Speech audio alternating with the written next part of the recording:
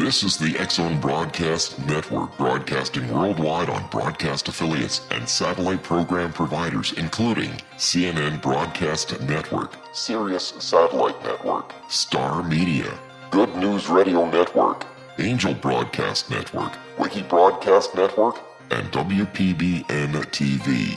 For more information on the X-Zone Broadcast Network, visit us at www.xzbn.net.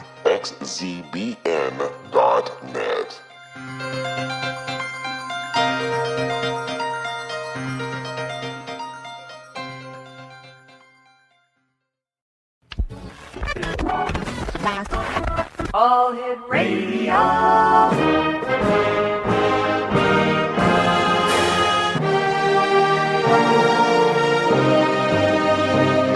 Welcome to the X-Zone, a place where fact is fiction and fiction is reality. Now, here's your host, Rob McConnell.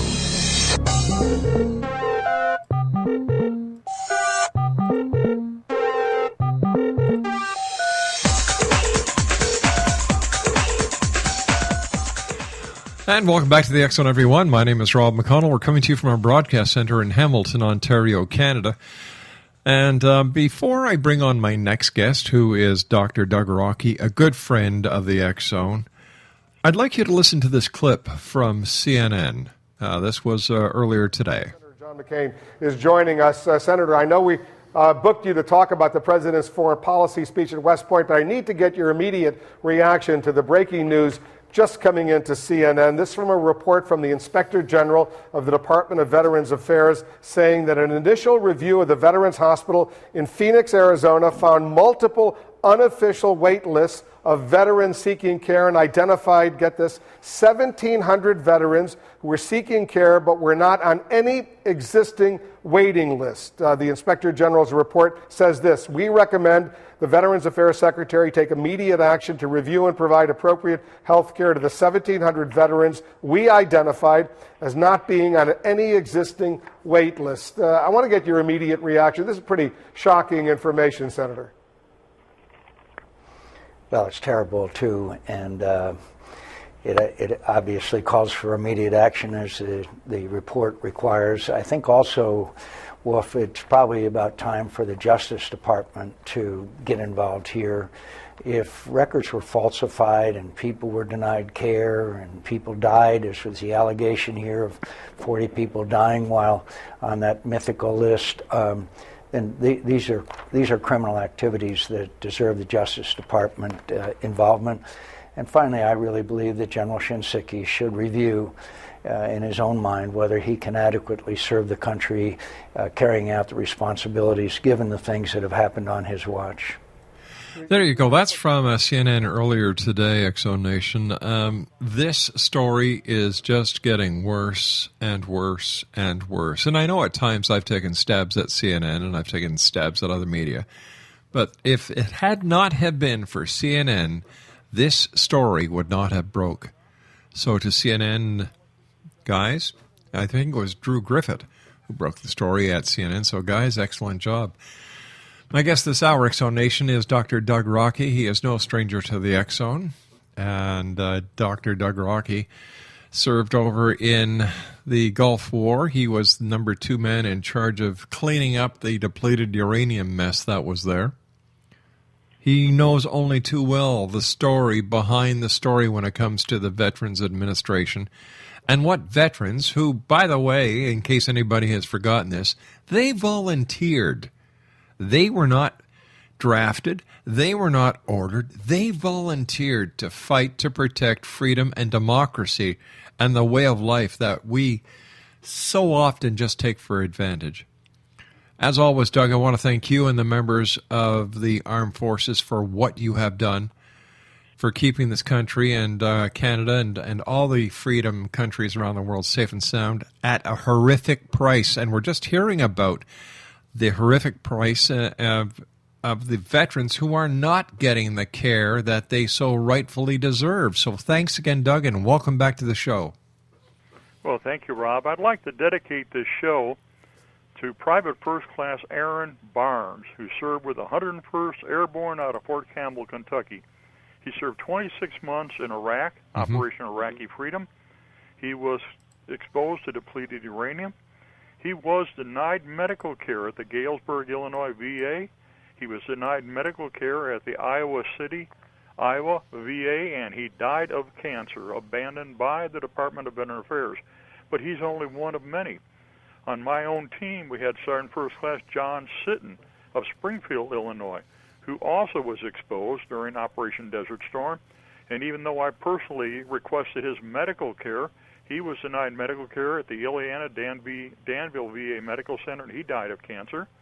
We also have Sergeant Major Jim Runge, also the same down in St. Louis VA, denied care, and he died of cancer. We have Lieutenant Colonel William Orell, again, another guy. He moved all the contaminated equipment for me during Desert Storm, and he died after he was denied cancer down in Birmingham, Alabama, and he died of cancer, also being denied medical care there. And then we have Mr. Kiefer, we have Mad Dog Blue and Johnson and Peterson, and I just found out another member of my team who was in the picture, the famed picture of all of us holding up the Atlas of the destroyed Abrams tank. He drove the 88. I just found out he'd been denied medical care for 23 years, and when he found me about a month and a half ago, he was already riddled with cancer, and he couldn't even get out of bed because of neuromuscular. So it just goes on and on and on. And the crazy thing about all of this, and this is what bothers me the most. Doug, are you there? Yeah. Okay, we've got to take a commercial break. Stand by, Doug. Always great talking to you, my good friend. Exonation Dr.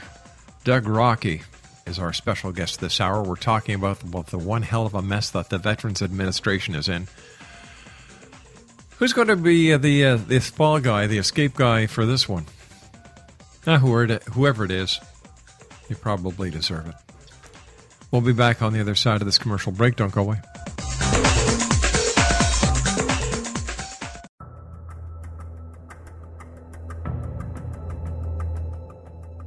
Modern Esoteric, Beyond Our Senses by Brad Olson, consummates the lifeology story about where humanity originates. It is the lost continents, the primitive wisdom, the mythos of creation, and the rethinking of ancient history as we are taught in academia. There is much more to the story than what we have been told. As this is the first book in the Esoteric series, Modern Esoteric starts at the beginning of time and accelerates up to this modern age. Future Esoteric is book 2 in the series and takes a forward-looking position ahead of today with an open and honest examination of the ET issue and various unexplained phenomena. To discover the writings of author Brad Olson, visit www.bradolson.com. That's www.bradolson.com.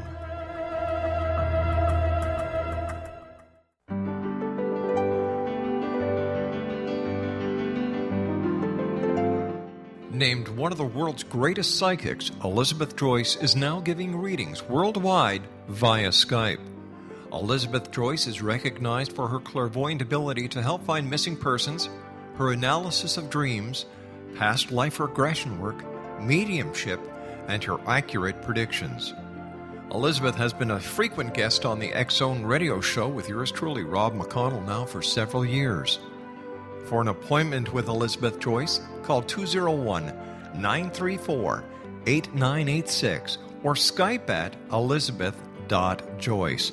And for more information, you can always visit Elizabeth Joyce online at www.new-visions.com.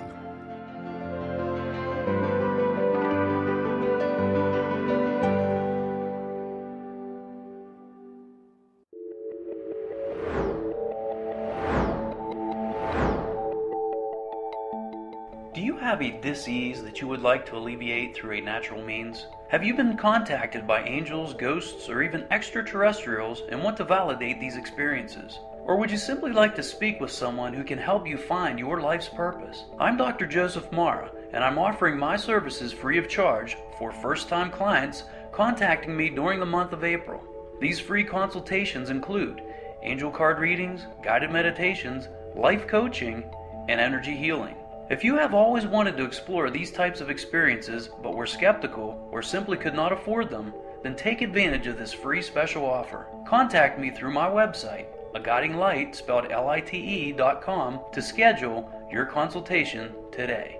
Until then, I offer you love, light, and laughter.